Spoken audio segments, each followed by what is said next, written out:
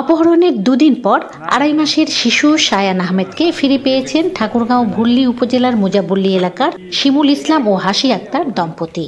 বুধবার রাতে রংপুর র‍্যাব ১৩ সদর দপ্তরে শিশু সন্তানকে পেয়ে আনন্দে আত্মহারা তারা।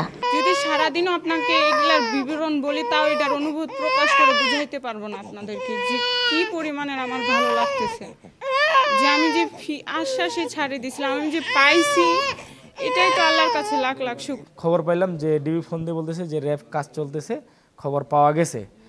তো র‍্যাবের যে কি যে প্রশংসা করব তার মতন বলে আমার কোনো ভাষা নাই।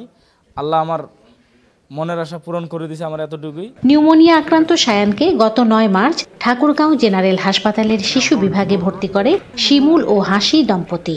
গত ১০ মার্চ সন্ধ্যায় হাসপাতালের বেডে একা পেয়ে শায়ানকে অপহরণ করে শিরিন। এ ঘটনায় ঠাকুরগাঁও সদর থানায় মামলা হলে র‍্যাব তথ্য প্রযুক্তির সহযোগিতায় গাজীপুর শ্রীপুর মুলাইদহ এলাকা থেকে শিশুটিকে উদ্ধার সহ ৪ অপহরণকারীকে গ্রেপ্তার করে। এই ঈদে জামা জুতো অ্যাকসেসরিজের ডিসকাউন্ট। ৪ জন আসামির মধ্যে যে শায়ানকে নিয়ে যায়, সে যে মূল অপহরণকারী সে হচ্ছে সোনালী আক্তার শিরিন।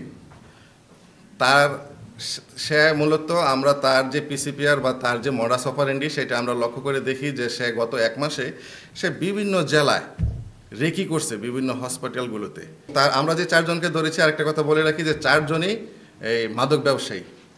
তাদের প্রত্যেকের নামে হবিগঞ্জ, ব্রাহ্মণবাড়িয়া, কিশোরগঞ্জ, নেত্রকোনা, ডিএমপি, নারায়ণগঞ্জ, ময়মনসিংহ, কুমিল্লা, টাঙ্গাইল সহ দেশের বিভিন্ন জেলায় একাধিক মাদক মামলা রয়েছে প্রত্যেকের নামে। বিশেষ করে মাদক এবং এই ধরনের বাচ্চাদের অপহরণ করে তারা বিশেষ করে এই বাচ্চাটা অপহরণ করে তারা কি করবে সেই প্ল্যান করার জন্য তারা ৪ জন যখন একত্রিত হয়েছে তখন কিন্তু আমরা তাদেরকে ধরে ফেলি।